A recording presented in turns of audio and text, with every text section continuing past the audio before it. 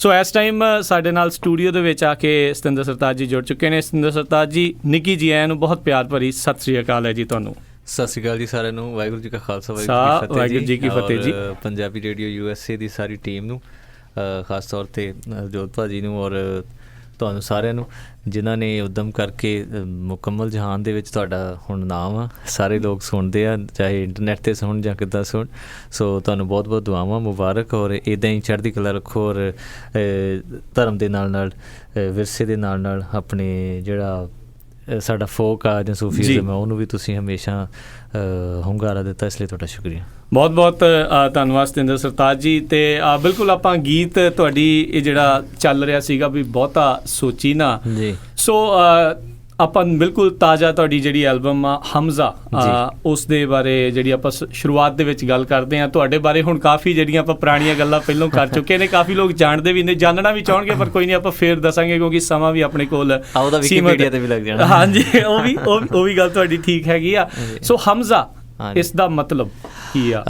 Hamza actually Arabian language ਦਾ ਲਫ਼ਜ਼ ਵੀ ਆ ਔਰ ਅਰੇਬੀਅਨ ਸਕ੍ਰਿਪਟ ਦਾ ਇੱਕ ਮਾਤਰਾ ਵੀ ਆ ਜੀ। ਜਿਵੇਂ ਸਾਡੀ ਗੁਰਮੁਖੀ ਦਾ ਕੰਨਾ, ਸਿਹਾਰੀ, ਵਿਹਾਰੀ, ਔਂਕੜ, ਦਲੈਂਕੜ, ਦੇਵਨਾਗਰੀ ਦੇ ਇਸੇ ਤਰ੍ਹਾਂ, ਹਿੰਦੀ ਦੇ, ਔਰ ਇਸੇ ਤਰ੍ਹਾਂ AEIOU ਜੋ ਵਾਵਲਸ ਇੰਗਲਿਸ਼ ਦੇ, ਇਸੇ ਤਰ੍ਹਾਂ ਹਮਜ਼ਾ ਇੱਕ ਵਾਵਲ ਕਹਿ ਲਓ ਜਾਂ ਇੱਕ ਮਾਤਰਾ ਕਹਿ ਲਓ, ਅਰੇਬਿਕ ਸਕ੍ਰਿਪਟ ਦੇ ਵਿੱਚ ਇਸਤੇਮਾਲ ਹੁੰਦੀ ਹੈ। ਜਦੋਂ ਉਹ ਕਿਤੇ ਯੂਜ਼ ਹੁੰਦੀ ਹੈ ਤਾਂ ਉਹ ਇਨਹੈਂਸ ਹੋ ਜਾਂਦਾ, ਉਸ ਲੈਟਰ ਦਾ, ਵਾਵਲ ਦਾ ਜਾਂ ਉਸ ਵਰਡ ਦੀ ਟੋਨ, ਸਾਊਂਡ ਇਨਹੈਂਸ ਹੋ ਜਾਂਦੀ ਹੈ, ਚਾਹੇ ਉਹਨੂੰ ਕਹਿੰਦੇ ਆ ਇਜ਼ਾਫਤ ਹੋ ਜਾਂਦੀ ਹੈ, ਉਰਦੂ 'ਚ ਉਹਨੂੰ ਕਹਿੰਦੇ। ਸੋ ਇਹ ਉਹਦਾ ਗ੍ਰਾਮੈਟੀਕਲ ਟਰਮ ਹੈ ਉਹਦੀ। ਐਜ਼ ਐਨ ਵਰਡ ਉਹਦਾ ਮੀਨਿੰਗ ਹੈਗਾ ਇੱਕ ਸ਼ੇਰ ਦਿਲ, ਦਲੇਰ, ਜਿਹੜਾ ਸੱਚਾਈ ਅਤੇ ਸਿਦਕ ਦੇ ਰਾਹ 'ਤੇ ਚੱਲਣ ਵਾਲਾ। ਜਿਵੇਂ ਹਜ਼ਰਤ ਮੁਹੰਮਦ ਸਾਹਿਬ ਦੇ ਚਾਚਾ ਜਾਨ ਨੇ ਕਰਬਲਾ ਦੇ ਮੈਦਾਨ 'ਚ ਮੇਰੇ ਖਿਆਲ ਇੱਕ ਜੰਗ ਜਿੱਤੀ ਸੀ ਅਤੇ ਉਹਨਾਂ ਨੂੰ ਇਹ ਖਿਤਾਬ ਮਿਲਿਆ ਸੀ ਹਮਜ਼ਾ ਦਾ। ਹਾਂ, ਹੁਣ ਇਸ ਜ਼ਮਾਨੇ ਦੇ ਦੌਰਾਨ ਮਿਡਲ ਈਸਟ ਦੇ ਵਿੱਚ ਸਾਰੀਆਂ ਜਿੰਨੀਆਂ ਵੀ ਕੰਟਰੀਜ਼ ਨੇ, specially Uzbekistan, Turkmenistan, Afghanistan, Iran, Pakistan ਤੱਕ ਜ਼ਿਆਦਾਤਰ ਨਾਮ ਹੁੰਦਾ ਹੈ, ਮੁੰਡਿਆਂ ਦਾ ਨਾਮ ਰੱਖ ਲੈਂਦੇ ਜਿੱਦਾਂ ਹੁਣ ਸਾਡੇ 'ਚ ਗੁਰਪ੍ਰੀਤ ਬਹੁਤ ਮਸ਼ਹੂਰ ਹੁੰਦਾ, ਇਹਦੇ ਉਹਨਾਂ 'ਚ ਹਮਜ਼ਾ ਕਾਫੀ ਇਸਤੇਮਾਲ ਆ। ਸੋ ਜਿਹੜਾ ਸਾਡਾ ਸੌਂਗ ਆ ਹਮਜ਼ਾ, ਉਹਦੇ ਵਿੱਚ ਉਸ ਕੈਰੈਕਟਰ ਦਾ ਨਾਮ ਹੀ ਹੈ ਜਿਹੜਾ ਤੁਸੀਂ ਗਾਣਾ ਸੁਣਿਆ, ਹੁਣ ਤੁਸੀਂ ਪਲੇ ਵੀ ਕਰੋਗੇ ਪ੍ਰੋਬੇਬਲੀ। ਉਹ ਕਹਿੰਦਾ ਕਿ ਹਮਜ਼ਾ ਹੱਕ ਹਕੂਕ ਵਸੀਲਾ, ਉਹ ਕਹਿ ਰਿਹਾ ਆਪਣੇ ਆਪ ਨੂੰ ਇਹ ਹਮਜ਼ਾ, ਬਟ ਉਹ ਹਮਜ਼ਾ ਉਹ ਹੈ ਜਿਹੜਾ ਸੂਫੀਜ਼ਮ ਦੀ ਐਕਸਟੇਸੀ ਹੈ, ਜਿਹੜਾ ਤਸੱਵੁਫ ਦੀ ਲੱਜ਼ਤ ਆ, ਉਹਦੀ ਸ਼ਾਇਰੀ ਨੂੰ ਇਨਹੈਂਸ ਕਰਦਾ, ਇਜ਼ਾਫਤ ਕਰਦਾ ਉਹਦੇ 'ਚ। ਚਾਹੇ ਜਿੱਦਾਂ ਅਸੀਂ ਉਹਦਾ ਵੀਡੀਓ ਸ਼ੂਟ ਕੀਤਾ, ਹੁਣੇ ਉਹ ਆਏਗਾ ਵੀ ਅੱਜ 1 ਜਾਂ 2 ਦਿਨ 'ਚ। ਅਸੀਂ ਪਹਿਲਾਂ ਬਨਾਰਸ ਗਏ, ਤੁਸੀਂ ਦੇਖੋ ਉਹਦਾ ਗੰਗਾ ਦੇ ਘਾਟ 'ਤੇ, ਫਿਰ ਦਿੱਲੀ ਆਪਣੇ ਗੁਰਦੁਆਰਾ ਸੀਸਗੰਜ ਸਾਹਿਬ ਦੇ ਅੰਦਰ ਅਸੀਂ ਸ਼ੂਟ ਕੀਤਾ। ਉਸ ਤੋਂ ਬਾਅਦ ਅਸੀਂ ਸਿੱਧੇ ਲੇਹ ਲਦਾਖ ਗਏ। ਅਸੀਂ ਤਕਰੀਬਨ ਨਾਰਥ ਇੰਡੀਆ ਦਾ ਸਾਰਾ ਕੋਸਟ ਮਤਲਬ ਉਹਦੇ ਵਿੱਚ ਟਾਰਗੇਟ ਕੀਤਾ। ਬਹੁਤ ਸੋਹਣਾ ਵੀਡੀਓ ਵੀ ਸ਼ੂਟ ਹੋਇਆ। ਔਰ ਉਹਦੀ ਇਹੀ ਗੱਲ ਆ ਕਿ ਹਮਜ਼ਾ ਹੱਕ ਹਕੂਕ ਵਸੀਲਾ, ਮਖਮਲ ਸੂਤ ਸ਼ਤੀਰੀ ਤੀਲਾ, ਗੁੰਬਦ ਗਰਦ ਸ਼ੰਬਰ ਨੀਲਾ, ਇੱਕੋ ਹਾਣ ਦੇ ਆਸ ਉਮੀਦ ਅਤੇ ਐਤਬਾਰ, ਪਿੱਪਲ ਸੜੇ ਨਰਮਦਾ ਪਾਰ, ਮਲਕੀ ਦਰਦ ਕਰਾਚੀ ਯਾਰ ਤੁਸੀਂ ਨਹੀਂ ਜਾਣਦੇ। ਔਰ ਇਹਦੀ ਮੈਂ, ਜੇ ਤੁਸੀਂ ਕਹੋਗੇ ਮੈਂ ਇਹਨੂੰ ਥੋੜ੍ਹਾ ਐਕਸਪਲੇਨ ਵੀ ਕਰ ਦੂੰਗਾ, ਬਟ ਇਹ ਬਹੁਤ ਹੀ ਮਾਈਸਟਿਕ ਪੋਇਟਰੀ ਆ। ਜਿਵੇਂ ਮਿਸਟਿਜ਼ਮ ਸਪੈਸ਼ਲ ਇੱਕ ਹੁੰਦਾ, ਸੂਫੀਜ਼ਮ ਦੀ ਇਹ ਲੱਜ਼ਤ ਆ, ਇਹ ਰੰਗਤ ਹੀ ਆ ਕਿ ਜਦੋਂ ਤੁਸੀਂ ਸੂਫੀਆਨਾ ਸ਼ਾਇਰੀ ਪੜ੍ਹਦੇ ਹੋ ਜਾਂ ਸੁਣਦੇ ਹੋ, ਤਕਰੀਬਨ ਕਈ ਵਾਰੀ ਸਾਡੇ ਵਰਗੇ ਬੰਦਿਆਂ ਦੇ ਉੱਪਰ ਦੀ ਲੰਘ ਜਾਂਦੀ, ਯਾਰ ਇਹ ਕੀ, ਜਾਂ ਬੁੱਲੇ ਸ਼ਾਹ ਹੁਣੀ ਵੀ ਕਈ ਵਾਰੀ ਇਹੋ ਜਿਹੀ ਗੱਲ ਕਹਿ ਜਾਂਦੇ, ਯਾਰ ਇਹ ਤੁਕ ਤਾਂ ਕੋਈ ਬਣੀ ਨਹੀਂ, ਇਹ ਕੀ ਗੱਲ ਕਹਿਤੀ, ਹੈ ਨਾ। ਬਟ ਉਹ ਚੀਜ਼ ਇਹੋ ਜਿਹੀ ਹੁੰਦੀ ਹੈ ਜਿਹਦੇ ਵਿੱਚ ਜਿਹੜੀ ਸਾਈਕੋਲੋਜੀਕਲੀ ਬਹੁਤ ਜ਼ਿਆਦਾ ਡੀਪ ਹੁੰਦੀ ਹੈ। ਕਈ ਵਾਰੀ ਤੁਹਾਡਾ ਸਬਕੌਂਸ਼ੀਅਸ ਕੰਮ ਕਰ ਰਿਹਾ ਹੁੰਦਾ, ਕੌਂਸ਼ੀਅਸਲੀ ਤੁਸੀਂ ਨਹੀਂ ਕਰ ਰਹੇ। ਇਸ ਗਾਣੇ ਦੀ ਮੈਂ ਤੁਹਾਨੂੰ ਬਣਤਰ ਕਹਿ ਲਓ ਜਾਂ ਇਹਦੀ ਜਦੋਂ ਆਮਦ ਹੋਈ, ਉਹਦਾ ਮੈਂ ਤੁਹਾਨੂੰ ਇੱਕ ਸਟੋਰੀ ਦੱਸਣੀ ਚਾਹੁੰਦਾ। ਬਿਲਕੁਲ, ਤਕਰੀਬਨ 2 ਜਾਂ 3 ਸਾਲ ਪਹਿਲਾਂ ਦੀ ਗੱਲ ਹੋਏਗੀ, ਮੇਰੇ ਕੋਲ ਡਾਇਰੀ 'ਚ ਉਹਦਾ ਨੋਟ ਹੋਣਾ ਡੇਟ। ਸੋ ਮੈਂ ਕੀ ਕੀਤਾ, ਜਸਟ ਸ਼ਟ ਡਾਊਨ ਕੀਤਾ ਕੌਂਸ਼ੀਅਸ ਨੂੰ, ਕਿ ਹੈ ਨਾ ਜਿੱਦਾਂ ਤੁਸੀਂ ਇੱਦਾਂ ਬੈਠੇ ਆ ਅਤੇ ਸਿਰਫ ਇੱਦਾਂ ਸੋਚੋ ਕਿ ਜੋ ਵੀ ਦਿਮਾਗ 'ਚ ਆਉਂਦਾ, ਊਟ ਪਟਾਂਗ ਪੁੱਠਾ ਸਿੱਧਾ, ਹੱਥ 'ਚ ਫੜਿਆ ਹੋਇਆ ਮਖਮਲ ਸ਼ਤੀਰੀ ਤੀਲਾ ਗੁੰਬਦ ਜਾਂ ਦੇਸ। ਮੈਂ ਇੱਦਾਂ 25 ਤੋਂ 30 ਲਫ਼ਜ਼ ਹੋ ਗਏ, ਜਸਟ ਸਬਕੌਂਸ਼ੀਅਸ ਜੋ ਪਿਆ ਸੀਗਾ। ਉਸ ਤੋਂ ਬਾਅਦ ਇੱਕਦਮ ਜਿੱਦਾਂ ਤੁਸੀਂ ਝਟਕੇ ਨਾਲ ਕੌਂਸ਼ੀਅਸਨੈਸ 'ਚ ਆਏ ਵੀ, ਫਿਰ ਮੈਂ ਦੇਖਿਆ ਯਾਰ ਇਹ ਕੀ ਲਿਖਿਆ, ਹੈ ਨਾ, ਚੰਗਾ ਮੰਦਾ ਜੋ ਵੀ ਆ, ਕਿਉਂਕਿ ਜੋ ਵੀ ਤੁਹਾਡੇ ਸਬਕੌਂਸ਼ੀਅਸ 'ਚ ਆ ਉਹ ਤੁਹਾਡੇ ਆਲੇ ਦੁਆਲੇ ਵਰਤਾਰੇ ਦੇ ਕਰਕੇ ਹੁੰਦਾ, ਜਿਨ੍ਹਾਂ ਚੀਜ਼ਾਂ ਦਾ ਤੁਹਾਡੇ 'ਤੇ ਅਸਰ ਆ, ਚਾਹੇ ਉਹ ਇਕੋਨੋਮਿਕਲ ਹੋਣ, ਚਾਹੇ ਸੋਸ਼ਲ ਹੋਣ, ਚਾਹੇ ਕਿਸੇ ਵੀ ਤਰੀਕੇ ਦੀਆਂ ਹੋਣ। ਤੁਹਾਡੇ ਅਫੇਅਰ ਕਰਕੇ ਵੀ ਤੁਹਾਡਾ ਹੋ ਸਕਦਾ, ਤੁਹਾਡੇ ਮਾਂ ਬਾਪ ਦੀ ਲੜਾਈ ਕਰਕੇ ਵੀ ਤੁਹਾਡੇ ਦਿਮਾਗ 'ਚ ਜ਼ਹਿਨ ਆ ਸਕਦੇ, ਕੁਛ ਵੀ ਹੋ ਸਕਦਾ। ਸੋ ਉਹਨੂੰ ਪੜ੍ਹਨ ਦੇ ਲਈ, ਉਹਨੂੰ ਫੜਨ ਦੇ ਲਈ ਹੀ ਲੋਕ ਇਬਾਦਤ ਕਰਦੇ ਆ। ਸੋ ਮੈਂ ਉਹ ਟਰਾਈ ਕੀਤੀ ਅਤੇ ਉਹਨੂੰ ਫਿਰ ਮੈਂ ਜੋੜਿਆ। ਮੈਂ ਕਿਹਾ ਯਾਰ ਇਹ ਲਫ਼ਜ਼ ਹੈ, ਬੇਵਜ੍ਹਾ ਤਾਂ ਕੋਈ ਵੀ ਚੀਜ਼ ਨਹੀਂ ਹੁੰਦੀ, ਸੁਪਨੇ ਵੀ ਬੇਵਜ੍ਹਾ ਨਹੀਂ ਆਉਂਦੇ, ਇਹ ਤਾਂ ਫਿਰ ਵੀ ਤੁਸੀਂ ਜਾਗਦੇ ਲਿਖਿਆ। ਹਾਂ, ਸੋ ਸਬਕੌਂਸ਼ੀਅਸ। ਫਿਰ ਮੈਂ ਉਹਨਾਂ ਲਫ਼ਜ਼ਾਂ ਨੂੰ ਜੋੜਨ ਦੀ ਕੋਸ਼ਿਸ਼ ਕੀਤੀ ਅਤੇ ਉਹਨਾਂ ਦਾ ਆਪਸ ਦੇ ਵਿੱਚ ਨਾ ਤਾਂ ਉਹ ਕੁਝ ਰਿਲੇਸ਼ਨ ਬਣ ਗਿਆ। ਜਿਵੇਂ ਹੁਣ ਤੁਸੀਂ ਗਾਣਾ ਸੁਣੋ ਕਿ ਉਹ ਹਮਜ਼ਾ ਕੈਰੈਕਟਰ ਹੋ ਗਿਆ, ਹੱਕ ਹਕੂਕ ਵਸੀਲਾ। ਹੱਕ ਕਹਿੰਦੇ ਆ ਖੁਦਾ ਨੂੰ, ਰੱਬ ਨੂੰ, ਹਕੂਕ ਹੁੰਦਾ ਬਹੁਵਚਨ ਹੱਕ ਦਾ ਪਲੂਰਲ ਜੀ, ਕਿ ਜਿਹੜਾ ਪਰਮਾਤਮਾ ਆ ਹਕੂਕ ਨੂੰ ਰੋਸ਼ਨ ਕਰਨ ਵਾਲਾ। ਇੱਕ ਹੱਕ ਦੁਨੀਆ ਦੀਆਂ ਸਾਰੀਆਂ ਸੱਚਾਈਆਂ ਨੂੰ ਰੋਸ਼ਨ ਕਰਦਾ ਹੈ। ਵਸੀਲਾ ਮਤਲਬ ਜ਼ਰੀਆ ਆ, ਥਰੂ ਪਰਮਾਤਮਾ ਦੇ। ਜੇਕਰ ਸੂਰਜ ਚੜ੍ਹਦੇ, ਚੰਦ ਉਤਰਦੇ, ਜਵਾਰ ਬਾਟੇ ਆਉਂਦੇ, ਦੁਨੀਆ ਘੁੰਮਦੀ, ਧਰਤੀ ਗੋਲ, ਜੋ ਵੀ ਕੁਛ ਹੁੰਦਾ ਉਹਦਾ ਜ਼ਰੀਆ ਉਹਦਾ ਪਰਮਾਤਮਾ ਜਿਹੜੀ ਉਹ ਇੱਕ ਜਿਹੜੀ ਅਪਾਰ, ਜਿਹਨੂੰ ਤੁਸੀਂ ਅਕਾਲ ਪੁਰਖ ਕਹਿ ਲਓ ਜੀ, ਉਹਦੇ ਕਰਕੇ ਹਮਜ਼ਾ ਹੱਕ ਹਕੂਕ ਵਸੀਲਾ। ਮਖਮਲ ਸੂਤ ਸ਼ਤੀਰੀ ਤੀਲਾ, ਇਹ ਦੋਨੋਂ ਇੱਕ ਦੂਜੇ ਦੇ ਆਪੋਜ਼ਿਟ ਚੀਜ਼ਾਂ ਨੇ। ਮਖਮਲ ਰੇਸ਼ਮ ਹੈ, ਸੂਤ ਖੱਦਰ ਹੈ, ਠੀਕ ਹੈ। ਸ਼ਤੀਰੀ ਜਿਹਦੇ ਨਾਲ ਆ ਦੇਖੋ ਪਈ ਹੋਈ ਹੈ, ਤੁਹਾਡੇ ਕਮਾਲ ਹੋ ਗਈ, ਠੀਕ ਹੈ ਜੀ। ਤੀਲਾ ਹੁੰਦਾ ਜਿਹੜਾ ਆਪਣਾ ਭਾਰ ਵੀ ਨਹੀਂ ਚੱਕਦਾ, ਸ਼ਤੀਰੀਆਂ ਛੱਤਾਂ ਦੇ ਭਾਰ ਚੱਕਦੀਆਂ ਨੇ। ਮਖਮਲ ਸੂਤ ਸ਼ਤੀਰੀ ਤੀਲਾ। ਗੁੰਬਦ ਗਰਦਿਸ਼, ਗੁੰਬਰ ਇੱਕ ਛੋਟੀ ਚੀਜ਼ ਹੈ, ਗਰਦਿਸ਼ ਹੁੰਦਾ ਸਿਤਾਰਿਆਂ ਦਾ ਚੱਲਣ, ਜਿਹੜੇ ਵੱਡੇ ਚੱਕਰ ਚੱਲਦੇ ਨੇ ਯੂਨੀਵਰਸਲ। ਗੁੰਬਦ ਗਰਦਿਸ਼। ਅੰਬਰ ਨੀਲਾ ਇੱਕੋ ਹਾਣ ਦੇ। ਕਿ ਇਹ ਜਿੰਨੀਆਂ ਵੀ ਸਾਰੀਆਂ ਚੀਜ਼ਾਂ ਨੇ, ਕਹਿਣ ਦਾ ਇਹ ਸਿੰਬਲਿਜ਼ਮ ਆ ਬੇਸਿਕਲੀ, ਕਿ ਚਾਹੇ ਕੋਈ ਛੋਟਾ ਹੈ ਚਾਹੇ ਵੱਡਾ ਆ, ਚਾਹੇ ਕੋਈ ਅਮੀਰ ਆ ਚਾਹੇ ਗਰੀਬ ਆ, ਚਾਹੇ ਕੋਈ ਵਿਦਵਾਨ ਆ ਚਾਹੇ ਕੋਈ ਅਨਪੜ੍ਹ ਆ, ਉਹ ਰੱਬ ਦੀ ਨਜ਼ਰ ਦੇ ਵਿੱਚ ਉਹ ਇੱਕ ਰੂਹ ਹੀ ਆ, ਤੇ ਉਹ ਇੱਕ ਹੀ ਨਜ਼ਰ ਨਾਲ ਸਾਰਿਆਂ ਨੂੰ ਦੇਖਦਾ। ਇਹਦਾ ਮਤਲਬ ਅੰਬਰ ਨੀਲਾ ਇੱਕੋ ਹਾਣ ਦੇ। ਆਸ ਉਮੀਦ ਅਤੇ ਇਤਬਾਰ। ਪਿੱਪਲ ਸੜੇ ਨਰਮ ਦਾ ਪਾਰ। ਮਲਕੀ ਦਰਦ ਕਰਾਚੀ ਯਾਰ ਤੁਸੀਂ ਨਹੀਂ ਜਾਣਦੇ। ਹਰ ਦੁਨੀਆ 'ਤੇ ਜਿਹੜੀ ਵੀ ਚੀਜ਼ ਪੈਦਾ ਹੋਈ ਆ, ਉਹ ਕਹਿੰਦੇ ਹੁੰਦੇ ਕਿ ਇਤਬਾਰ 'ਤੇ ਦੁਨੀਆ ਕਾਇਮ ਆ। ਹਰ ਇੱਕ ਬੰਦੇ ਨੂੰ ਇੱਕ ਆਸ ਆ ਕਿ ਮੇਰੇ ਚੰਗੇ ਦਿਨ ਆਉਣਗੇ, ਕਿਸੇ ਨੂੰ ਲੱਗਦਾ ਮੇਰੀ ਲੋਟਰੀ ਨਿਕਲੂਗੀ, ਕਿਸੇ ਨੂੰ ਲੱਗਦਾ ਮੈਨੂੰ ਜੋਬ ਮਿਲੂਗੀ, ਕਿਸੇ ਨੂੰ ਲੱਗਦਾ ਕੁਛ ਆ। ਹਰ ਇੱਕ ਚੀਜ਼ ਬੰਦੇ ਦੀ ਇੱਕ ਉਮੀਦ ਆ। ਆਸ ਉਮੀਦ ਅਤੇ ਇਤਬਾਰ। ਪਿੱਪਲ ਸੜੇ ਨਰਮ ਦਾ ਪਾਰ, ਇਹ ਵੀ ਇੱਕ ਸਿੰਬਲ ਆ ਕਿ ਨਰਮਦਾ ਇੱਕ ਨਦੀ ਹੈ, ਔਰ ਪਿੱਪਲ ਕਈ ਵਾਰੀ ਉਹਦੇ ਕਿਨਾਰੇ 'ਤੇ ਖੜ੍ਹ ਕੇ ਵੀ ਸੁੱਕ ਜਾਂਦਾ। ਮਤਲਬ ਇਹ ਕਿ ਤੁਸੀਂ ਕਦੀ ਬੰਬੇ ਜਾਓ ਜਾਂ ਕਿਸੇ, ਮੈਂ ਕਿਉਂਕਿ ਜਿਹੜੀਆਂ ਚੀਜ਼ਾਂ ਤੁਸੀਂ ਦੇਖਦੇ ਹੋ ਉਹ ਵੀ ਜ਼ਹਿਨ 'ਚ ਹੁੰਦੀਆਂ, ਮੈਂ ਉੱਥੇ ਦੇਖਦਾ ਹੁੰਦਾ ਕਿ ਇੱਕ ਬੰਦਾ ਮਰਸੀਡੀਜ਼ ਐਸ ਕਲਾਸ ਦੇ ਵਿੱਚ ਬੈਠਾ ਹੁੰਦਾ, ਉਹਦੇ 3 ਬੰਦੇ ਨਾਲ ਹੁੰਦੇ ਆ, ਇੱਕ ਬੰਦਾ ਬਿਲਕੁਲ ਨਾਲ ਸੜਕ ਦੇ ਉੱਤੇ ਬੈਠਾ ਹੁੰਦਾ, ਜਿਹਨੂੰ ਸ਼ਾਮ ਦੀ ਰੋਟੀ ਦੇ ਵੀ ਸੰਦੇ ਪਏ ਹੁੰਦੇ, ਮਿਲਣੀ ਕਿ ਨਹੀਂ। ਸੋ ਮਤਲਬ ਹੈ ਕਿ ਪਿੱਪਲ ਸੜੇ ਨਰਮਦਾ ਪਾਰ, ਕੇ ਉੱਥੇ ਨਰਮਦਾ ਵਗ ਰਹੀ ਆ, ਲੇਕਿਨ ਉਹ ਬੰਦਾ ਉੱਥੇ ਤੱਕ ਉਹਦੀ ਪਹੁੰਚ ਨਹੀਂ ਹੈਗੀ। ਪਿੱਪਲ ਸੜੇ ਨਰਮਦਾ ਪਾਰ। ਮਲਕੀ ਦਰਦ ਕਰਾਚੀ। ਮਲਕੀ ਇੱਕ ਸਿੰਬਲ ਆ ਇੱਕ ਬਿਲਵਡ ਦਾ, ਪਿਆਰ ਕਰਨ ਵਾਲੇ ਦਾ। ਦਰਦ ਜਿਹੜੇ ਵੀ ਮੁਹੱਬਤ ਕਰਨਗੇ ਦਰਦ ਤਾਂ ਹੋਣਗੇ। ਕਰਾਚੀ ਸਿੰਬਲ ਆ ਦੂਰ ਹੋਣ ਦਾ, ਉਹ ਕੋਈ ਵੀ ਸ਼ਹਿਰ ਹੋ ਸਕਦਾ ਸੀਗਾ, ਪਰ ਤੁਹਾਡੇ ਜ਼ਹਿਨ 'ਚ ਆਇਆ, ਤੁਸੀਂ ਕਰਾਚੀ ਕਹਿ ਦਿੱਤਾ। ਮਲਕੀ ਦਰਦ ਕਰਾਚੀ ਯਾਰ ਤੁਸੀਂ ਨਹੀਂ ਜਾਣਦੇ ਹਮਜ਼ਾ, ਤੁਸੀਂ ਵੀ ਨਹੀਂ ਜਾਣਦੇ ਕਿ ਇਹ ਗੱਲਾਂ ਕਿੱਥੋਂ ਆਈਆਂ, ਕਿਉਂਕਿ ਮੈਂ ਲਿਖਿਆ ਸੀਗਾ ਕਿ ਕਿੱਥੋਂ ਆਉਂਦੇ ਲਫ਼ਜ਼ ਰਵਾਨੀ, ਬਹਿਰ ਤਰਨਮ ਤਰਜ਼ ਸੁਰਾਂ। ਇਹ ਸਰਤਾਜ ਸਤਿੰਦਰ ਸ਼ਾਇਰ ਖੁਦ ਵੀ ਇਹ ਹੈਰਾਨ ਬੜਾ। ਜਦ ਖੋਲੇ ਕੋਈ ਦਿਲ ਦਾ ਸਾਗਰ ਹੁੰਦਾ ਇਹ ਨੁਕਸਾਨ ਬੜਾ। ਰੀਝਾਂ ਜਜ਼ਬੇ ਪਿਆਰ ਉਮੰਗਾਂ ਹਟ ਜਾਂਦਾ ਸਾਮਾਨ ਬੜਾ। ਕਿਆ ਬਾਤ ਹੈ, ਕਿਆ ਬਾਤ ਹੈ। ਸੋ ਹਮਜ਼ਾ ਦੇ ਬਾਰੇ ਤੁਸੀਂ ਬੜੇ ਹੀ ਵਧੀਆ ਤਰੀਕੇ ਦੇ ਨਾਲ ਜਿਹੜਾ ਐਕਸਪਲੇਨ ਕੀਤਾ। ਮੇਰਾ ਸਗੋਂ ਮੈਂ ਤੁਹਾਨੂੰ ਪੁੱਛਣਾ ਵੀ ਚਾਹੁੰਦਾ ਸੀਗਾ ਵੀ ਜਦੋਂ ਹੁਣ ਤੁਸੀਂ ਇਹ ਚੀਜ਼ ਜਿੱਦਾਂ ਤੁਸੀਂ ਲਿਖੀ ਆ, ਹਾਂਜੀ, ਤੁਸੀਂ ਹੁਣ ਇਹ ਕੀ ਸੋਚਦੇ ਹੋ ਵੀ, ਕਿਉਂਕਿ ਇੱਕ ਜਿਹੜੀ ਆਡੀਅנס ਹੁੰਦੀ ਆ ਬੜੀ ਵਾਸਟ ਹੁੰਦੀ ਆ, ਕੋਈ ਕਿਸੇ ਤਰੀਕੇ ਦਾ ਲਾਈਕ ਕਰਦੀ, ਕੋਈ ਕਿਸੇ ਤਰੀਕੇ ਦਾ ਲਾਈਕ ਕਰਦੀ ਆ, ਤੇ ਇਹ ਜਦੋਂ ਹੁਣ ਤੁਸੀਂ ਇਸ ਨੂੰ ਸੂਫੀ ਰੰਗ ਦੇ ਕੇ ਤੁਸੀਂ ਇਸ ਨੂੰ ਲੈ ਕੇ ਆਏ ਆ, ਤੁਸੀਂ ਕੀ ਸੋਚ ਰਹੇ ਸੀਗੇ ਵੀ ਕਿਸ ਤਰੀਕੇ ਦੀ ਆਡੀਅנס ਦੇ ਉੱਤੇ ਇਸ ਦੀ ਸਭ ਤੋਂ ਜ਼ਿਆਦਾ ਮਾਰ ਤੁਹਾਨੂੰ ਜਿਹੜੀ ਤੁਸੀਂ ਚਾਹੁੰਦੇ ਸੀ, ਤੇ ਕਿੰਨੀ ਕੁ ਉਸ ਚੀਜ਼ ਦੇ ਵਿੱਚ ਪ੍ਰਾਪਤੀ ਹੋਈ ਆ? ਪਹਿਲਾਂ ਤਾਂ ਮਾਰ ਵਾਲੀ ਗੱਲ ਕਰ ਲਈਏ ਆਪਾਂ। ਹਾਂਜੀ, ਜਿੱਦਣ ਇਹ ਰਿਲੀਜ਼ ਕੀਤੀ ਸਾਡੀ ਪ੍ਰੈਸ ਕਾਨਫਰੰਸ ਸੀ ਚੰਡੀਗੜ੍ਹ, ਤਕਰੀਬਨ ਸਾਰਾ ਮੀਡੀਆ ਉੱਥੇ ਆਉਂਦਾ, radio television print media internet media ਸਾਰੇ ਆਉਂਦੇ ਆ। ਸੋ ਹਰ ਜਰਨਲਿਸਟ ਦਾ ਇੱਕ ਕੁਐਸਚਨ ਸੀ, why you did a commercial suicide. ਕਹਿੰਦੇ ਵੀ ਤੁਸੀਂ ਕਮਰਸ਼ੀਅਲੀ ਆਪਣੇ ਆਪ ਨੂੰ ਸੁਸਾਈਡ ਕਿਉਂ ਕਰ ਰਹੇ ਹੋ, ਹੈ ਨਾ। ਉਹਦਾ ਮਤਲਬ ਇਹ ਸੀਗਾ ਕਿ ਇਹ ਕੀ ਕਰ ਰਹੇ ਹੋ, ਕੌਣ ਸੁਣੂਗਾ। ਸਿੱਧੀ ਜਿਹੀ ਗੱਲ ਹੈ, ਜਿਵੇਂ ਤੁਹਾਡਾ ਵੀ ਬਿਲਕੁਲ ਜਾਇਜ਼ ਤੇ ਵਾਜਿਬ ਸਵਾਲ ਆ ਕਿ ਤੁਸੀਂ ਇਹ ਕੀ ਸੋਚ ਕੇ ਰਿਲੀਜ਼ ਕੀਤਾ। ਮੈਂ ਓਨੈਸਟਲੀ ਤੁਹਾਨੂੰ ਦੱਸਾਂ, ਕਈ ਚੀਜ਼ਾਂ ਹੁੰਦੀਆਂ ਜਿਹੜੀਆਂ ਤੁਸੀਂ ਸਿਰਫ ਆਪਣੇ ਲਈ ਕਰਦੇ ਹੋ ਔਰ ਬੇਵਜ੍ਹਾ ਕਰਦੇ ਹੋ, ਔਰ ਦੁਨੀਆ 'ਤੇ ਜਿਹੜੀ ਚੀਜ਼ ਬੇਵਜ੍ਹਾ ਹੋਈ ਉਹ ਸਭ ਤੋਂ ਖੂਬਸੂਰਤ ਹੁੰਦੀ ਹੈ ਤੇ ਮਾਇਨਾਜ਼ ਹੁੰਦੀ ਹੈ ਮੇਰੇ ਖਿਆਲ 'ਚ, ਕਿਉਂਕਿ ਜਿਹੜੀ ਚੀਜ਼ ਤੁਸੀਂ ਸੋਚ ਕੇ ਕਰਨੀ ਸ਼ੁਰੂ ਕਰ ਦਿਓ ਨਾ, ਉਹਦੇ ਪਿੱਛੇ ਵਜ੍ਹਾ ਹੋ ਗਈ। ਜਦੋਂ ਪਿੱਛੇ ਵਜ੍ਹਾ ਹੋ ਗਈ ਇਹਦਾ ਮਤਲਬ ਕਿ ਉਹਦੇ ਪਿੱਛੇ ਕੁਛ ਨਾ ਕੁਛ ਗੇਨਿੰਗ ਦੀ ਪ੍ਰੋਫਿਟ ਦੇ ਆ ਗਏ। ਇਹ ਐਲਬਮ ਜਿੱਦਾਂ ਤੁਸੀਂ ਰਿਲੀਜ਼ ਕੀਤੀ, ਜਿਹੜਾ ਤੁਸੀਂ ਹੁਣੇ ਗਾਣਾ ਚਲਾਇਆ, ਸਾਡੇ ਕੋਲ ਸਿਰਫ ਇਹ ਗਾਣਾ ਸੀਗਾ ਰਿਕਾਰਡਡ। ਅਸੀਂ ਸਿੰਗਲ ਰਿਲੀਜ਼ ਕਰਨ ਦੇ ਚੱਕਰ ਸੀਗੇ, ਇੱਕ ਵੀਡੀਓ ਵੀ ਸ਼ੂਟ ਕਰ ਲਿਆ ਸਾਡੇ ਇੱਕ ਦੋਸਤ ਨੇ ਇੰਗਲੈਂਡ ਤੋਂ ਆ ਕੇ, ਉਹਨਾਂ ਨੇ ਜੋ ਵੀ ਸੀਗਾ ਕਰਤਾ। ਅਤੇ ਮੇਰੇ ਜ਼ਹਿਨ 'ਚ ਆਇਆ, ਮੈਂ ਕਿਹਾ ਯਾਰ ਕਿ ਇੱਕ ਗਾਣੇ ਨੂੰ ਵੀ ਉਨੀ ਮਿਹਨਤ ਲੱਗਦੀ ਆ, ਐਲਬਮ ਨੂੰ ਵੀ ਉਨੀ ਲੱਗਣੀ। ਜੇ ਤੁਸੀਂ ਪ੍ਰਮੋਸ਼ਨ ਸੋਚਣਾ ਹੋਵੇ, ਹੈ ਨਾ, ਉਹ ਵੀਡੀਓ ਸ਼ੂਟ ਤੁਹਾਡਾ ਹੋ ਗਿਆ, ਟੈਲੀਵਿਜ਼ਨ 'ਤੇ ਵੀ ਚੱਲਣਾ, ਉਹਦੇ ਨਾਲ 6 ਗਾਣੇ ਹੋਰ ਪਿੱਛੇ ਲੱਗ ਚੱਲਣੇ। ਅਤੇ ਉਹ ਕਹਿੰਦੇ ਯਾਰ ਇੰਨੀ ਛੇਤੀ ਕਿੱਦਾਂ ਹੋਊ। ਮੇਰੇ ਇੱਕ ਦੋਸਤ ਸੀ ਅਜ਼ੀਜ਼, ਜਿਵੇਂ ਮਿਊਜ਼ੀਸ਼ੀਅਨ ਹੁੰਦੇ ਆ ਉੱਥੋਂ, ਅਹਿਸਾਨ ਅਲੀ ਸਾਹਿਬ, ਹਿੰਦੁਸਤਾਨ ਦੇ ਬੜੇ ਹੀ ਪੁਰਖਲੂਸ ਸਰੰਗੀ ਪਲੇਅਰ ਨੇ ਉਹ ਜੀ, ਤੇ ਮੈਂ ਉਹਨਾਂ ਨਾਲ ਗੱਲ ਕੀਤੀ, ਮੈਂ ਕਿਹਾ ਜੀ ਮੈਂ ਇੱਦਾਂ ਕਰਦਾ ਕਿ ਮੈਂ ਸਟੂਡੀਓ 'ਚ 6 ਵੋਕਲਸ ਕਰ ਰਿਹਾ, ਤੁਹਾਨੂੰ ਭੇਜ ਰਿਹਾ, ਤੁਸੀਂ ਜਲਦੀ ਤੋਂ ਜਲਦੀ ਇਹਦਾ ਮਿਊਜ਼ਿਕ ਕਰ ਸਕਦੇ ਕਰੋ। ਔਰ ਉਹਨਾਂ ਨੇ ਵੀ ਬਹੁਤ ਦਿਨ ਰਾਤ ਮਿਹਨਤ ਕੀਤੀ, ਤੇ ਹਾਲਾਂਕਿ ਉਹਨਾਂ ਨੂੰ ਪੰਜਾਬੀ ਇੰਨੀ ਜ਼ਿਆਦਾ ਸਮਝ ਨਹੀਂ ਆਉਂਦੀ, ਹਿੰਦੀ ਸਪੋਕਨ ਬੰਦੇ ਨੇ, ਪਰ ਮੈਂ ਉਹਨਾਂ ਨੂੰ ਟਰਾਂਸਲੇਸ਼ਨਾਂ ਜਿੱਦਾਂ ਤੁਹਾਡੇ ਕੋਲ ਪਹੁੰਚ ਗਈਆਂ ਹੋਣੀਆਂ ਇੱਦਾਂ ਉਹਨਾਂ ਨੂੰ ਸਮਝਾਈਆਂ ਸਾਰਾ, ਤੇ ਬਹੁਤ ਵਧੀਆ ਉਹਨਾਂ ਨੇ ਮਤਲਬ ਕਿ 15 ਦਿਨਾਂ ਦੇ ਵਿੱਚ ਮੇਰੇ ਖਿਆਲ ਤਕਰੀਬਨ ਸਾਰੀ ਐਲਬਮ ਅਸੀਂ ਰਿਕਾਰਡ ਕੀਤੀ ਹੈ ਜੀ। ਔਰ ਇਹ ਡਿਸਾਈਡ ਕਰਕੇ ਕਿ 7 ਗਾਣੇ ਆ, 7ਵੀਂ ਐਲਬਮ ਆ, 7/7/2015 ਨੂੰ ਅਸੀਂ ਰਿਲੀਜ਼ ਕਰ ਦਿੱਤੀ। ਹਾਂ ਜੀ, ਸੋ ਇਹਦੇ ਪਿੱਛੇ ਕੋਈ ਪਰਪਸ ਨਹੀਂ ਸੀ, ਕੋਈ ਕਮਰਸ਼ੀਅਲ ਐਸਪੈਕਟ ਨਹੀਂ ਹੈਗਾ, ਸਿਰਫ ਜਿਹੜੇ ਮੇਰੇ ਕੋਰ, ਮੈਂ ਫੈਨ ਨਹੀਂ ਕਹਿੰਦਾ ਕਦੇ ਵੀ ਕਿਸੇ ਨੂੰ, ਐਡਮਾਇਰਰ ਹੀ ਕਹਿਣਾ, ਜਿਹੜੇ ਤੁਹਾਨੂੰ ਮੁਹੱਬਤ ਕਰਦੇ ਆ, ਉਹਨਾਂ ਨੇ ਸੁਣ ਹੀ ਲੈਣਾ ਸੀਗਾ ਮੇਰੇ ਖਿਆਲ 'ਚ। ਜਿੰਨੇ ਕਿ ਸਾਡੀ ਦੁਨੀਆ, ਜੇਕਰ ਟੋਟਲ ਜਹਾਨ ਦੇ ਵਿੱਚ 10 ਕਰੋੜ ਪੰਜਾਬੀ ਹੋਊਗਾ ਤਾਂ ਉਹਦੇ ਵਿੱਚ ਲੱਖ ਕੁ ਬੰਦਾ ਤਾਂ ਸਾਡਾ ਸੁਣਨ ਵਾਲਾ ਹੋਏਗਾ ਹੀ।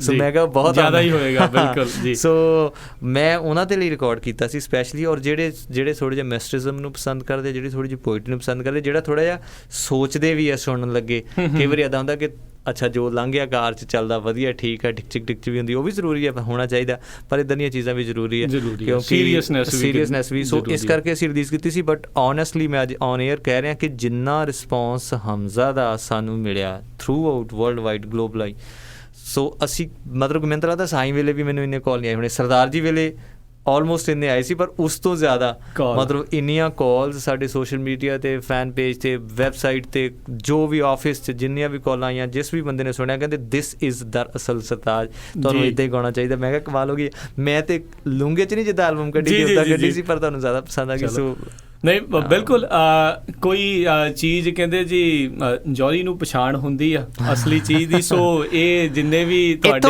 ਇੱਥੋਂ ਸਿਰਫ ਇੱਕ ਤੱਤ ਨਿਕਲਿਆ ਕਿ ਜੇ ਪ੍ਰਮਾਤਮਾ ਨੇ ਤੁਹਾਨੂੰ ਫਨਕਾਰ ਬਣਾਇਆ ਨਾ, ਤੇ ਤੁਸੀਂ ਦਿਲ ਦੀ ਸੁਣੋ, ਕਮਰਸ਼ੀਅਲਿਜ਼ਮ ਨੂੰ ਮੇਰੇ ਸਾਈਡ ਤੇ ਕਰ। ਅਕਸਰ ਆਪਾਂ ਹੁਣੇ ਦੇਖ ਰਹੇ ਹਾਂ ਵੀ ਇਹ ਕਮਰਸ਼ੀਅਲਿਜ਼ਮ ਦੇ ਪਿੱਛੇ ਲੱਗ ਕੇ ਹੋਏ ਬਹੁਤ ਸਾਰੇ ਫਨਕਾਰ ਆ, ਚੰਗੇ ਫਨਕਾਰ ਆ, ਉਹ ਸ਼ਾਇਦ ਹੋਰ ਦਿਸ਼ਾ ਦੇ ਵੱਲ ਨੂੰ ਜਿਹੜੇ ਜੀ ਚੱਲੇ ਆਪਣੀ ਦਿਲ ਦੀ ਜਦੋਂ ਨਹੀਂ ਸੁਣਦੇ। ਤੇ ਬਿਲਕੁਲ, ਤੇ ਨਾਲ ਹੀ ਆਪਣੇ ਸਰੋਤਿਆਂ ਨੂੰ ਦੱਸ ਜਾਈਏ ਵੀ ਸਤਿੰਦਰ ਸਰਤਾਜ ਹੋਣਾ ਦਾ ਕੱਲ੍ਹ ਨੂੰ ਜਿਹੜਾ ਇਹ ਸ਼ੋਅ ਆ ਰਿਹਾ ਸ਼ਨਿਚਰਵਾਰ ਨੂੰ, ਜਿਹੜਾ ਜੀ 25 ਜੁਲਾਈ ਨੂੰ centre for performing arts downtown San Jose ਦੇ ਵਿੱਚ ਇਹ ਸ਼ੋਅ ਹੈਗਾ ਆ। ਜਿਨ੍ਹਾਂ ਨੇ ਅਜੇ ਟਿਕਟਾਂ ਨਹੀਂ ਲਈਆਂ ਉਹ ਔਨਲਾਈਨ ਲੈ ਸਕਦੇ ਹੋ, ਜਾਂ ਬਿੱਟੂ ਨਿੱਚਰ ਜੀ ਨੂੰ ਕਾਲ ਕਰ ਸਕਦੇ ਹੋ 5105892575 510 58925575 ਇਹਨਾਂ ਨੰਬਰ ਦੇ ਉੱਤੇ ਤੁਸੀਂ ਇਹਨਾਂ ਨੂੰ ਕਾਲ ਕਰਕੇ ਇਹਨਾਂ ਟਿਕਟਾਂ ਦੇ ਬਾਰੇ ਜਿਹੜਾ ਜੀ ਪਤਾ ਕਰ ਸਕਦੇ ਹੋ। ਧੜਾਧੜ ਟਿਕਟਾਂ ਵਿਕ ਰਹੀਆਂ, ਜਲਦੀ ਤੋਂ ਜਲਦੀ ਜਿਹੜਾ ਜੀ ਆਪਣੇ ਪਰਿਵਾਰਾਂ ਸਮੇਤ ਇਹ ਟਿਕਟਾਂ ਲੈ ਕੇ ਤੇ ਉੱਥੇ ਜਿਹੜਾ ਜ਼ਰੂਰ ਪਹੁੰਚੋ। ਸੋ ਹਮਜ਼ਾ ਨੂੰ ਤੁਸੀਂ ਐਕਸਪਲੇਨ ਕੀਤਾ, ਹੁਣ ਥੋੜ੍ਹਾ ਜਿਹਾ ਗਾ ਦਿਓ, ਫਿਰ ਆਪਾਂ ਬਾਕੀਆਂ ਨੂੰ ਵੀ ਜਿਹੜਾ ਜੀ ਜ਼ਰੂਰ ਸੁਣਾਵਾਂਗੇ। ਜੀ ਮੇਰੇ ਵਨ ਆਫ ਕਹਿ ਲਓ ਪਸੰਦੀਦਾ, ਜਿੰਨੀ ਮੈਂ ਅੱਜ ਤੱਕ ਪੋਇਟਰੀ ਕੀਤੀ ਹੈ, ਮੇਰੇ 3 ਗਾਣੇ ਸਭ ਤੋਂ ਫੇਵਰੇਟ ਸੀਗੇ ਜਿੱਦਾਂ ਰਿਲੀਜ਼ ਹੋਏਗਾ। ਸਭ ਤੋਂ ਪਹਿਲਾਂ ਮੇਰਾ ਦਿਲ ਸਭ ਦੇ ਵੱਖਰੇ ਸੀ ਜਦੋਂ ਤੋਂ ਉਹ ਰਿਲੀਜ਼ ਹੋਇਆ, ਉਸ ਤੋਂ ਬਾਅਦ ਜਦੋਂ ਅੰਗਰੇਜ਼ ਆਈ ਮੇਰਾ ਜਲਸਾ ਪਸੰਦੀਦਾ ਹੋ ਗਿਆ, ਹੁਣ ਹਮਜ਼ਾ ਆਈ ਤੇ ਮੇਰਾ ਇਹਦਾ ਹਮਜ਼ਾ। ਤੁਸੀਂ 2 ਵੇਰੀਏਸ਼ਨ ਪਾਈਆਂ ਇਸ ਐਲਬਮ ਦੇ ਵਿੱਚ, ਅਨਪਲੱਗਡ ਤੇ ਉਹ, ਤੁਹਾਡਾ ਕਿਹੜਾ ਉਹਨਾਂ ਦੋਵਾਂ ਚੋਂ ਜ਼ਿਆਦਾ ਪਸੰਦ? ਅਨਪਲੱਗਡ ਕਿਉਂਕਿ 8ਵਾਂ ਆਇਆ ਉਹ ਮੈਂ ਆਪਣੇ ਲਈ ਪਾ ਲਿਆ। ਬਾਕੀ ਕਿਉਂਕਿ ਤੁਹਾਡੇ ਦੋਸਤ ਮਿੱਤਰ ਹੁੰਦੇ ਆ, ਗਾਣਾ ਤਾਂ ਕੰਪੋਜੀਸ਼ਨ ਵੀ ਮੇਰੀ, ਪੋਇਟਰੀ ਵੀ ਮੇਰੀ ਆ, ਉਹ ਕਹਿੰਦੇ ਯਾਰ ਅੱਛਾ 100 ਟੈਂਪੋ ਦਾ, ਜਿਵੇਂ ਮਿਊਜ਼ੀਕਲ ਬੰਦੇ ਸੋਚਦੇ ਨਾ ਕਿ 100 ਟੈਂਪੋ ਦਾ ਸੌਂਗ ਹੈ ਤੇ ਢੋਲ ਬਹੁਤ ਵਧੀਆ ਫਿੱਟ ਹੋ ਸਕਦਾ, ਦਿਸ ਐਂਡ ਦੈਟ ਕਰ ਕੇ ਨਾ। ਜਿਵੇਂ ਹੁਣ UK ਵਾਲੇ ਸਾਡੇ ਆਸਾ ਸਿੰਘ ਧਾਲੀਵਾਲ ਸਾਡੇ ਬਹੁਤ ਅਜ਼ੀਜ਼ ਦੋਸਤ ਨੇ, ਮੇਰੇ ਖਿਆਲ ਆਉਣਗੇ ਵੀ ਸਾਡੇ ਸ਼ੋਅ 'ਚ। ਅਸੀਂ ਰਾਇਲ ਅਲਬਰਟ ਹਾਲ ਲੰਡਨ 'ਚ ਪਰਫਾਰਮ ਕੀਤਾ ਉਹਨਾਂ ਦੀ ਬਨਿਸਬਤ। ਉਹ ਤੁਹਾਨੂੰ ਪਤਾ UK ਢੋਲ ਤੋਂ ਬਿਨਾਂ ਗੱਲ ਹੀ ਨਹੀਂ ਚੱਲਦੀ, ਉਹ ਕਹਿੰਦੇ ਨਹੀਂ ਤੁਸੀਂ ਇਹ ਵਜਾਓ। ਮੈਂ ਫਿਰ ਇੱਦਾਂ ਦੇ ਦੋਸਤਾਂ ਨੂੰ ਸੁਣ ਕੇ ਮੈਂ ਕਿਹਾ ਚਲੋ ਤੁਸੀਂ ਵਜਾ ਲਓ, ਲੇਕਿਨ ਮੈਂ 8ਵਾਂ ਅੱਜ ਤੱਕ ਪਹਿਲੀ ਵਾਰੀ ਹੋਇਆ ਕਿ ਕਿਸੇ ਐਲਬਮ ਦੇ ਵਿੱਚ ਅਸੀਂ ਇੱਕ ਗਾਣਾ 2 ਵਾਰੀ ਪਾਇਆ ਹੋਵੇ।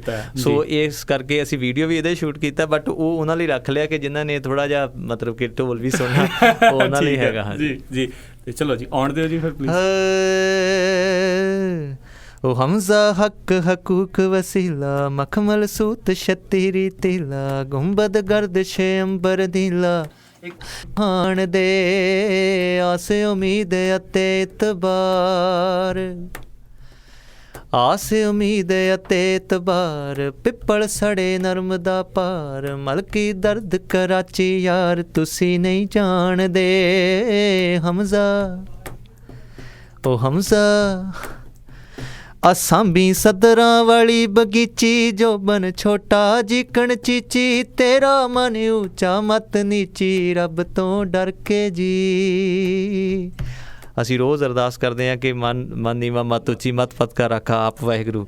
ਸੋ ਉਹਦੇ ਵਿੱਚ ਕਨਸੈਪਟ ਦੂਸਰਾ ਆਇਆ, ਕਿਉਂਕਿ ਹੁਣ ਜਿਹੜਾ ਜ਼ਮਾਨਾ ਆ ਅਸਾਂ ਵੀ ਸਦਰਾਂ ਵਾਲੀ ਬਗੀਚੀ ਜੋਬਨ ਛੋਟਾ ਜਿਕਣ ਚੀਚੀ ਤੇਰਾ ਮਨ ਉੱਚਾ ਮਤ ਨੀਚੀ ਰੱਬ ਤੋਂ ਡਰ ਕੇ ਜੀ ਲੱਗਦੀ ਬੋੜ ਨਹੀਂ ਵਿੱਚ ਗਮਲੇ ਉਹ ਲੱਗਦੀ ਬੋੜ ਨਹੀਂ ਵਿੱਚ ਗਮਲੇ ਤਾਈਓ ਰੂਹ ਤੇ ਹੁੰਦੇ ਹਮਲੇ ਆਸ਼ਿਕ ਹੋ ਜਾਂਦੇ ਨੇ ਕਮਲੇ ਇਸੇ ਕਰਕੇ ਜੀ ਹਮਜ਼ਾ ਹੱਕ ਹਕੂਕ ਵਸੀਲਾ ਹਮਜ਼ਾ ਹੱਕ ਹਕੂਕ ਵਸੀਲਾ ਹਸਤੀ ਹਲਕੀ ਜੀ ਕਣਤੀਲਾ ਤਾਕੇ ਉੱਪਰ ਨੂੰ ਅੰਬਰ ਨੀਲਾ ਕੀ ਕੁਛ ਬੋਲਦਾ ਮਿੱਤਰਾ ਕਰ ਉਸ ਤੇ ਇਤਬਾਰ ਹੋਵੇ ਖਿੱਚ ਤਾਂ ਆਉਂਦਾ ਯਾਰ ਵੇ ਤੂੰ ਇਸ ਫਾਨੀ ਸੰਸਾਰ ਦੇ ਵਿੱਚ ਕੀ ਟੋਲਦਾ ਹਮਜ਼ਾ ਹੱਕ ਹਕੂਕ ਵਸੀਲਾ।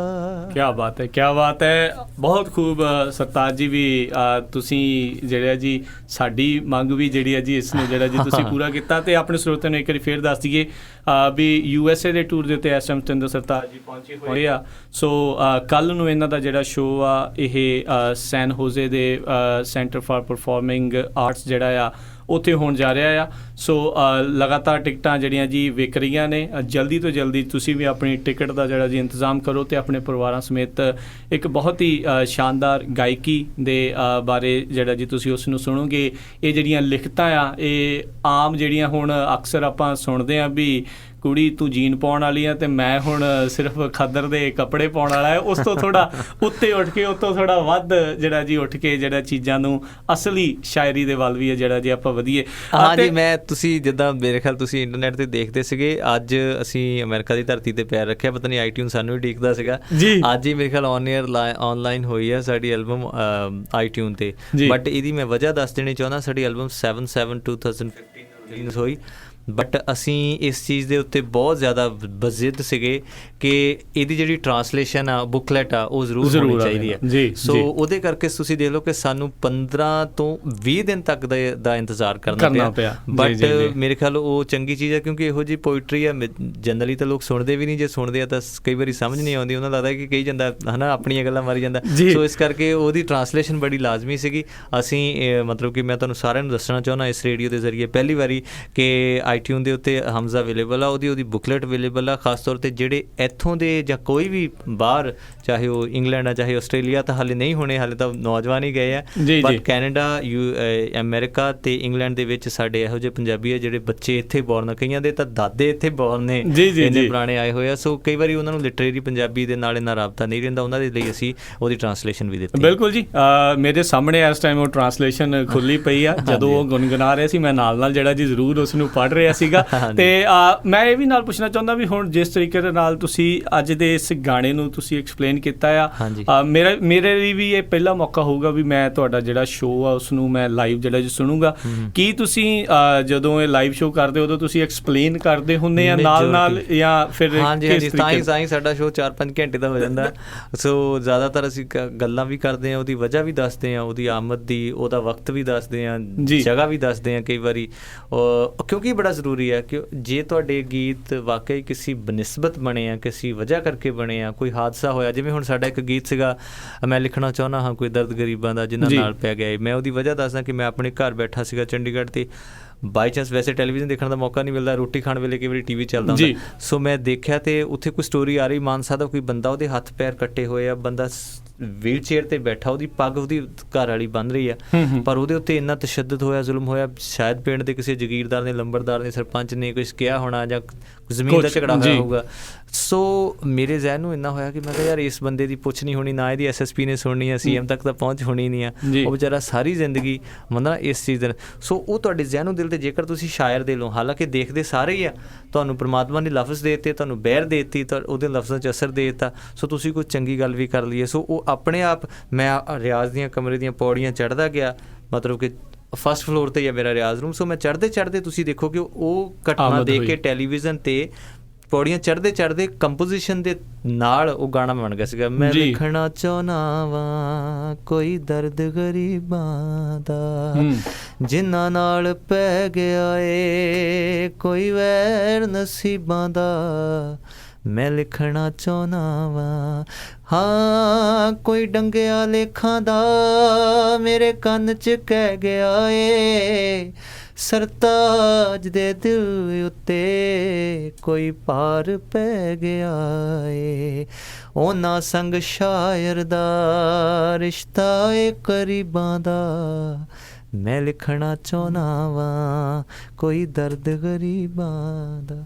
ਸੋ ਗੁਰੂ ਨਾਨਕ ਪਾਤਸ਼ਾਹ ਨੇ ਵੀ ਗਰੀਬੀ ਮੰਗੀ ਸੀ, ਕਿਉਂਕਿ ਜਿਹੜੀ ਚੀਜ਼ ਤੁਸੀਂ ਆਪ ਹੰਢਾਈ ਹੋਵੇ ਉਹਦਾ ਦਰਦ ਤੁਸੀਂ ਜਾਣ ਸਕਦੇ ਆ। ਮੈਂ ਵੀ ਜ਼ਿੰਦਗੀ ਦੇ ਵਿੱਚ ਬਹੁਤ ਸਾਰੀਆਂ, ਮੇਰਾ ਪਰਿਵਾਰ ਕੋਈ ਐਡਾ ਇਹ ਨਹੀਂ ਕਹ ਲਓ ਕਿ ਤੁਸੀਂ ਵੈਲ ਐਸਟੈਬਲਿਸ਼ ਫੈਮਿਲੀ 'ਚ ਹੋਵੋਗੇ, ਅਸੀਂ ਵੀ ਮੈਂ ਹੱਥੀਂ ਖੇਤੀਬਾੜੀ ਕੀਤੀ, ਕਣਕਾਂ ਵੱਢੀਆਂ, ਪੱਠੇ ਢੋਏ, ਤੂੜੀਆਂ ਦੀਆਂ ਪੰਡਾਂ ਦੀਆਂ ਗੱਠਾਂ ਮੂੰਹਾਂ ਨਾਲ ਖੋਲੀਆਂ, ਕੁੱਤਰੇ ਪਾਏ, ਸਾਰਾ ਕੁਛ ਕੀਤਾ। ਸੋ ਤੁਹਾਨੂੰ ਜਿਨ੍ਹਾਂ ਜ਼ਿੰਦਗੀ 'ਚ ਮਿਹਨਤਾਂ ਦੀ ਕੀਤੀ ਹੈ ਕਮਾਈ, ਕਦੀ ਟੋਕਰਾ ਚੁਕਾ ਕੇ ਝੱਗਾ ਝਾੜਦੇ ਨਹੀਂ ਹੁੰਦੇ, ਜਿਨ੍ਹਾਂ ਮਾਲੀ ਵਾਂਗੂ ਪਾਇਆ ਹੋਵੇ ਸਬਰਾਂ ਦਾ ਪਾਣੀ, ਕਦੀ ਫਲਾਂ ਲੱਦੇ ਬੂਟੇ ਨੂੰ ਉਜਾੜਦੇ ਨਹੀਂ ਹੁੰਦੇ। ਜੀ ਜੀ ਬਿਲਕੁਲ। ਅਕਸਰ ਆਪਾਂ ਦੇਖਦੇ ਹਾਂ ਵੀ ਹੁਣ ਦਿਲ ਦੇ ਕਰੀਬ ਹੁੰਦੀਆਂ ਇਹ 17 ਇਹ ਜਦੋਂ ਤੁਸੀਂ ਲਾਈਨ ਲਿਖਦੇ ਆ, ਬੰਦਾ ਬਹੁਤ ਸੀਰੀਅਸ ਹੁੰਦਾ ਆ ਜਦੋਂ ਇੱਦਾਂ ਦੀ ਲਿਖਦਾ ਆ। ਕੋਈ ਇੱਦਾਂ ਦੀ ਗੱਲ ਕਦੀ ਕਿਸੇ ਨੇ ਕਹੀ ਹੋਵੇ ਵੀ ਜਿਹੜੇ ਦਿਲ 'ਚ ਅਜੇ ਵੀ ਕਦੇ ਟੁੰਬ ਜਾਂਦੀ ਹੋਵੇ? ਕਿਉਂਕਿ ਬੰਦਾ ਜਦੋਂ ਤੁਸੀਂ ਇੱਦਾਂ ਦੀ ਸ਼ਾਇਰੀ ਲਿਖਦੇ ਹੋ, ਪੱਕੀ ਗੱਲ ਆ ਵੀ ਉਹ ਬੰਦਾ ਬਹੁਤ ਸੀਰੀਅਸ ਰਹਿਣ ਵਾਲਾ ਬੰਦਾ ਹੁੰਦਾ ਆ, ਲਫ਼ਜ਼ ਉਹ ਜਲਦੀ ਭੁੱਲਦਾ ਨਹੀਂ। ਕੋਈ ਇੱਦਾਂ ਦੀ ਗੱਲ ਹੋ ਗਈ ਹੋਵੇ, ਵੈਸੇ ਹੀ ਕਿਸੇ ਨੇ ਕੁਛ ਕਹਿ ਦਿੱਤਾ ਹੋਵੇ ਵੀ ਜਿਸ ਤੋਂ ਬਾਅਦ ਦੇ ਵਿੱਚ ਵੀ ਸਰਤਾਜ ਨੇ ਕੁਛ ਆਪਣੇ ਆਪ 'ਚ ਚੇਂਜ ਲਿਆਂਦਾ ਹੋਵੇ, ਜਾਂ ਸੋਚਿਆ ਹੋਵੇ ਵੀ ਹਾਂ ਮੈਂ ਕੁਛ ਇੱਦਾਂ ਕਰਾਂ ਜਾਂ ਉੱਦਾਂ ਕਰਾਂ? ਕਿਸੇ ਨੇ ਕੁਛ ਬੁਰਾ ਭਲਾ ਕਿਹਾ ਹੋਵੇ? ਕੁਛ ਵੀ? ਹਾਂ ਮੈਨੂੰ ਇੰਨਾ ਤਾਂ ਨਹੀਂ ਯਾਦ, ਰੱਬ ਦੀ ਕਿਰਪਾ ਨਾਲ ਕਿ ਇੱਕ ਤਾਂ ਰਾਬਤਾ ਵੀ ਬਹੁਤ ਘੱਟ ਰਹਿੰਦਾ ਤੁਹਾਡਾ ਆਮ ਮਤਲਬ ਕਿ ਆਡੀਅנס ਦੇ ਨਾਲ, ਕਿਉਂਕਿ ਸਟੇਜ 'ਤੇ ਜਾਂਦੇ ਹੋ, ਸਟੇਜ ਤੋਂ ਵਾਪਸ ਆ ਜਾਂਦੇ ਹੋ, ਮੈਜੋਰਿਟੀ ਤੁਹਾਡੀ ਜਿਹੜੀ ਮਤਲਬ ਤੁਹਾਡੇ ਨਾਲ ਰਾਬਤਾ ਹੁੰਦਾ ਜਿਹੜੇ ਬੈਕ ਸਟੇਜ ਬੰਦੇ ਹੁੰਦੇ ਉਹਨਾਂ ਨਾਲ ਹੀ ਹੁੰਦਾ।